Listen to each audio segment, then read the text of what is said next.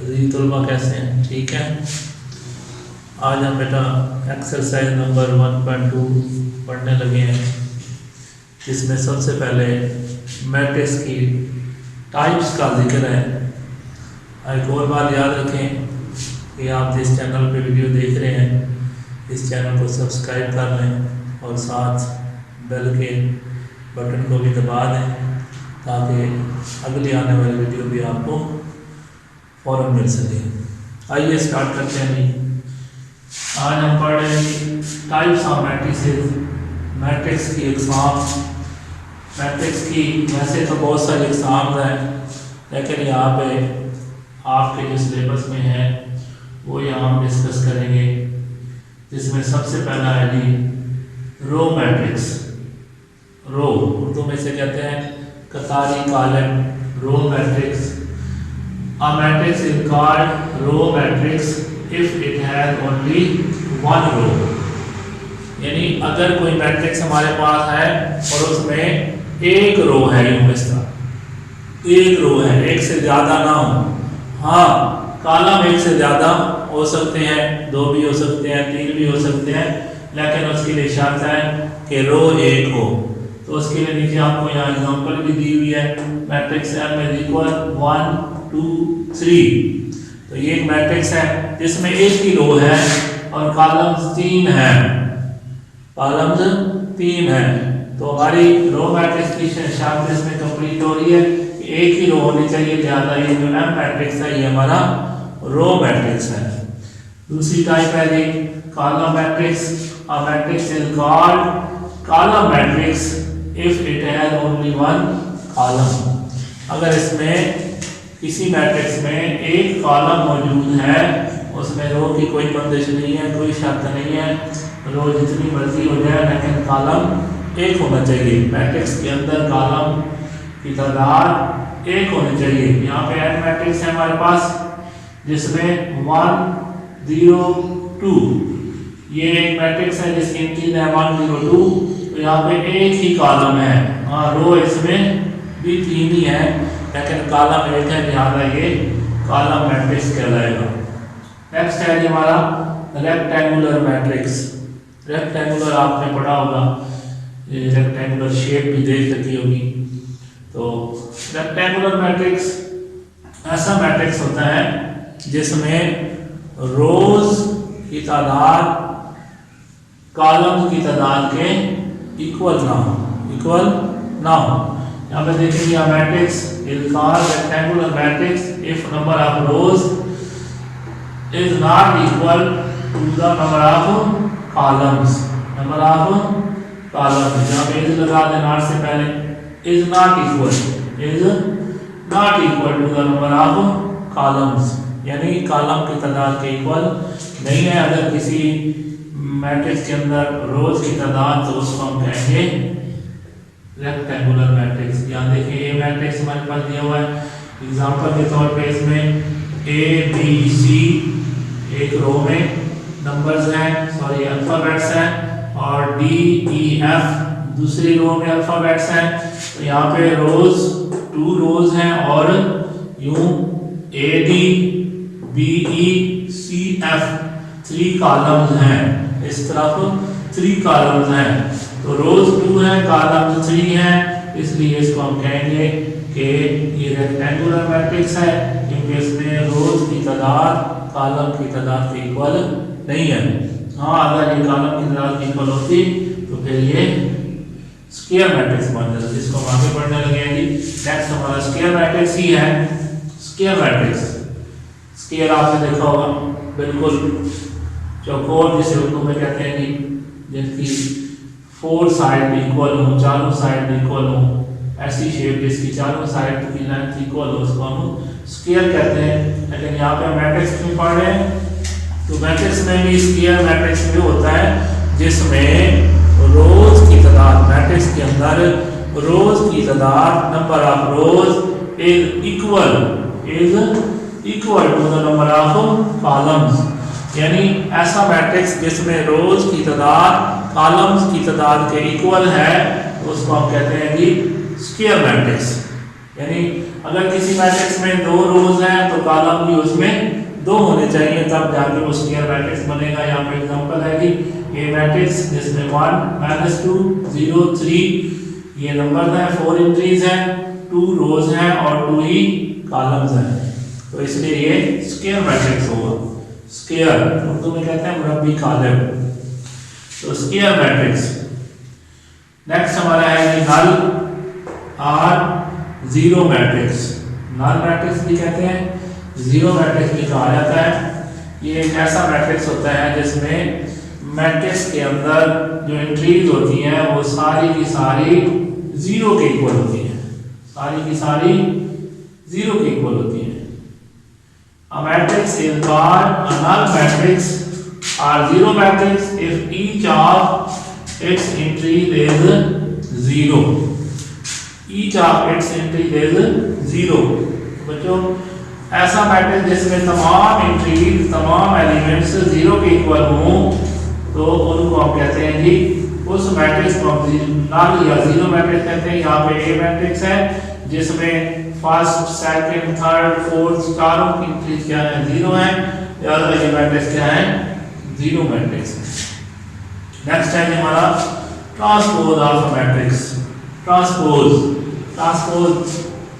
पहले जो हमने पढ़ा है मैट्रिक्स की शेप से ही होता था।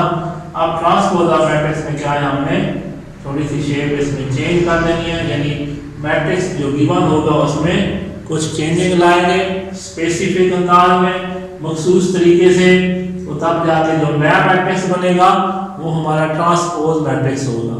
और ये देखते हैं हम इसमें इसकी डेफिनेशन क्या है। A matrix obtain by changing the rows into columns और columns into rows of a matrix is called transpose of that matrix. A matrix, if A is a matrix, then its transpose is denoted by AT। A के ऊपर छोटा सा t लिख दें तो transpose को show करता है, यानी AT mean transpose of A, transpose of A। तो हमारे पास यहाँ पे मैट्रिक्स है कि A मैट्रिक्स जिसकी 2 एंट्री है 0 1 0 1, ये एक सिंपल मैट्रिक्स है। इससे हमने एक नया मैट्रिक्स फाइंड करना है ट्रांसपोज बनाकर, ट्रांसपोज के तरीके से, यानी हमने इसकी ये एक रो है, इस एक रो को क्या करना है, इसके कॉलम में चेंज कर देना है।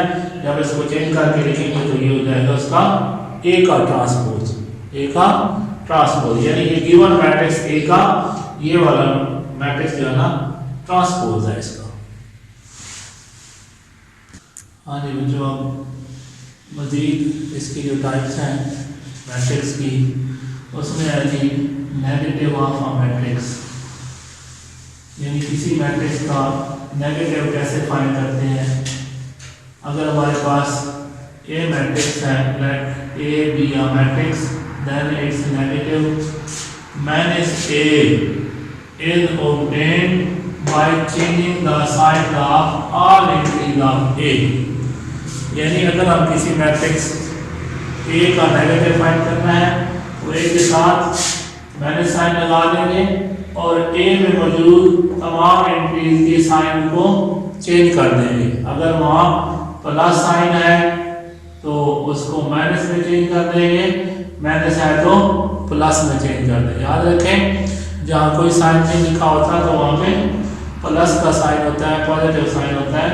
तो यहाँ 1 पॉजिटिव है तो इसको नेगेटिव लिख देंगे, 2 नेगेटिव है इसे पॉजिटिव लिखेंगे, 3 पॉजिटिव है या -3 लिखेंगे, 4 भी प्लस का है यहाँ पे -4 लिखेंगे। इस तरह हमारे पास ये नेगेटिव मैट्रिक्स -a फाइंड हो जाएगा। किसी मैट्रिक्स का नेगेटिव मैट्रिक्स इस तरह आसानी से आप फाइंड कर सकते हैं। तो उसके बाद है जी सिमेट्रिक मैट्रिक्स। सिमेट्रिक मैट्रिक्स के लिए याद रखें वो कंडीशन है कि स्क्वायर मैट्रिक्स होना चाहिए। यहाँ पे लिखा है a square matrix is symmetric, यानी मैट्रिक्स स्क्वायर होगा तभी वो सिमेट्रिक बनेगा if it is equal to its transpose. यानी एक मैट्रिक्स उस वक्त सिमेट्रिक होगा जब वो स्क्वायर होगा। फिर दूसरी शर्त ये है कि उसका अगर हम ट्रांसपोज लें तो वो ए के इक्वल हो, ए के इक्वल हो। वो कहता है matrix A symmetric if A transpose is equal to A, यानी उस ए मैट्रिक्स में ऐसी प्रॉपर्टी, ऐसी खूबी होनी चाहिए जब हम उसका ट्रांसपोज लें तो वो ट्रांसपोज भी उसी मैट्रिक्स ए के इक्वल है, तब हम कहेंगे कि वो ए मैट्रिक्स सिमेट्रिक है। तो यहाँ पे हमारे पास एग्जांपल के तौर पर एक मैट्रिक्स ए है जिसकी एंट्रीज है 1 2 2 3। अब हम ट्रांसपोज के रूल से, जो हम पहले ट्रांसपोज पढ़ चुके हैं कि ट्रांसपोज में रोज को कॉलम में और कॉलम को रोज में चेंज कर देते हैं, तब जाके ट्रांसपोज बनता है। तो हम ए का ट्रांसपोज लेंगे, ए के ऊपर टी लिखेंगे, ट्रांसपोज ऑफ ए, और ए की फर्स्ट रो 1 2 यहाँ पे कॉलम में चेंज कर देंगे 1 एंड 2, सेकंड रो 2 3, इसको भी सेकंड कॉलम में चेंज कर देंगे 2 3। अब अगर हम इसको गौर से देखें तो ए में पहला 1 है, दूसरी इधर भी 1 है, 2 2 2 और यहाँ भी 2, ये लास्ट इंटू 3 है, यहाँ भी 3 है।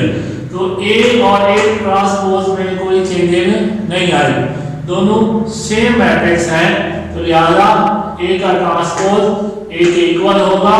अगर ये इक्वल है तो हम कहेंगे A is the symmetric, A is the symmetric matrix. उम्मीद है कि समझ आ गई होगी। अब आगे है जी स्क्यू सिमेट्रिक मैट्रिक्स। इसमें भी कंडीशन है कि स्क्वायर मैट्रिक्स होना चाहिए। A square matrix A is said to be skew symmetric matrix if A transpose is equal to minus A। अब सिमेट्रिक के लिए, स्क्यू सिमेट्रिक के लिए हमारे पास A ट्रांसपोज है, यहाँ पे एग्जांपल है, इससे आप क्लियरली समझ जाएंगे कि स्क्यू सिमेट्रिक कौन सा मैट्रिक्स होता है। A is equal to 0 2 -2 and 0। Condition के मुताबिक हम इनकी एक मरतबा ट्रांसपोज लेंगे और एक मरतबा ए का नेगेटिव लेंगे, नेगेटिव। तो ट्रांसपोज लेते हैं 0 2, यहाँ पे आ जाएगा 0 2 -2, 0 को कॉलम में चेंज करेंगे तो -2 और 0, ये हमारे पास ए का ट्रांसपोज आ गया है। अब दोबारा इसी ए मैट्रिक्स का नेगेटिव लेंगे, -a लिखेंगे और यहाँ पे इन एंट्रीज के साथ उनके जो साइन है वो चेंज करके लिखेंगे। 0 0 का कोई साइन नहीं होता, 0 लिख दें।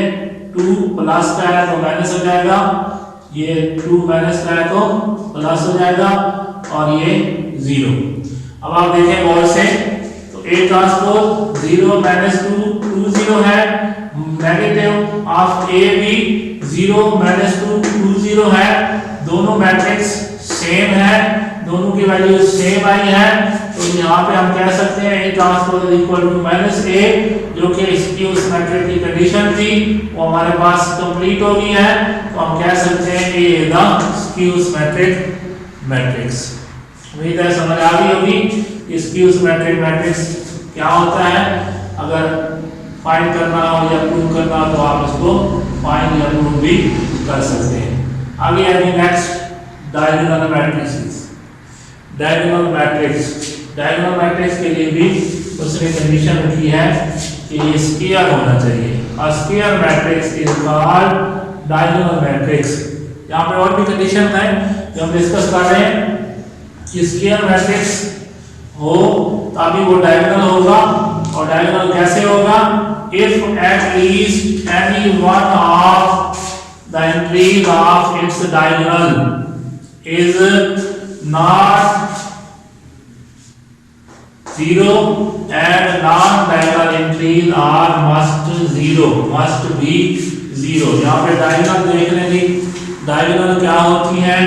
डायगोनल एंट्री ये फर्स्ट, अगर ये 2x2 मैट्रिक्स है तो यू फर्स्ट और लास्ट एंट्री ये दोनों एंट्रीज डायगोनल एंट्रीज कहलाती हैं।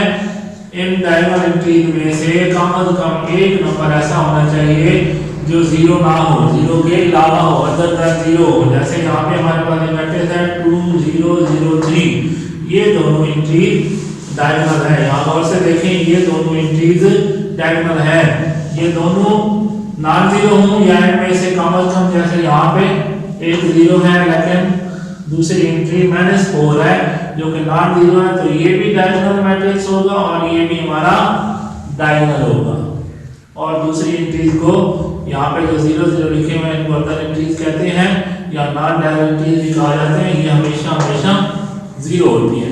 डायगोनल के अलावा बाकी एंट्रीज मैट्रिक्स में जितनी भी होंगी वो जीरो होंगी। अब यदि स्केलर मैट्रिक्स, याद रखें स्केलर और नेक्स्ट है आइडेंटिटी मैट्रिक्स या यूनिट भी कहते हैं इसे। ये दोनों दरअसल डायगोनल ही होते हैं लेकिन डायगोनल में कुछ प्रॉपर्टीज हों, यानी अगर हमारे पास ऐसा डायगोनल मैट्रिक्स जिसमें डायगोनल एंट्रीज सेम है, सेम डायगोनल एंट्रीज क्या होनी चाहिए, सेम होनी चाहिए, एक जैसी होनी चाहिए डायगोनल एंट्रीज। जैसे यहाँ पे था 2 3 ये सेम नहीं है, ये डायगोनल ही है। अगर यहाँ पे भी 2 होता और यहाँ भी 2 होता तो इसको हम कहते हैं ये स्केलर मैट्रिक्स है। कौन सा मैट्रिक्स है, स्केलर। तो यहाँ पे एग्जांपल दी है के 0 0 के, यहाँ पे के और के दोनों डायगोनल एंट्रीज में नंबर जो है सेम है, तो लिहाजा इसको हम स्केलर मैट्रिक्स बोलते हैं। और भी एग्जांपल है 3 0 0 3, तो यहाँ पे डायगोनल एंट्रीज 3 3 दोनों सेम है, तो ये भी स्केलर मैट्रिक्स होगा। याद रखो स्केलर मैट्रिक्स में एंट्रीज अगर 1 1 आ जाए तो फिर वो स्केलर नहीं रहेगा बल्कि आइडेंटिटी या यूनिट मैट्रिक्स बन जाएगा। देखिए यूनिट की डेफिनेशन दी हुई है जी, जो कि लास्ट आपकी बुक के मुताबिक लास्ट डेफिनेशन है, a diagonal matrix is called identity or unit matrix if all diagonal entries are equal to 1। तो इसको हम आइडेंटिटी को I से शो करते हैं, यानी जब भी I मैट्रिक्स लिखा हो तो समझ जाए कि वो आइडेंटिटी मैट्रिक्स है या यूनिट मैट्रिक्स है। इसमें जो डायगोनल एंट्रीज होती हैं वो 1 1 के इक्वल होती हैं, बाकी अदर एंट्रीज हमेशा 0 होती है। समझ आ गई होगी। ये आज का सबक था कि हमारा। ओके, अल्लाह हाफ़िज़। प्यारे बच्चों, ये इस चैनल को आप सब्सक्राइब भी कर लें और जो नई वीडियो आती है उसको लाइक भी किया करें। एक दफ़ा जाना ऑनलाइन आप इसको देखा करें। अगर आपको वीडियो अच्छी लगे, उम्मीद है कि अच्छी लगेगी और समझ भी आएगी। अगर कोई बात समझ नहीं आती तो आप नीचे कमेंट्स में लिखें, हमें बताएं ताकि हम दोबारा उसको मज़ीद डिटेल से समझा सकें और आपकी वो परेशानी या मुश्किल दूर हो सके। ओके जी, अल्लाह हाफ़िज़। अल्लाह आपका आमीन नासिर हो। Thank you.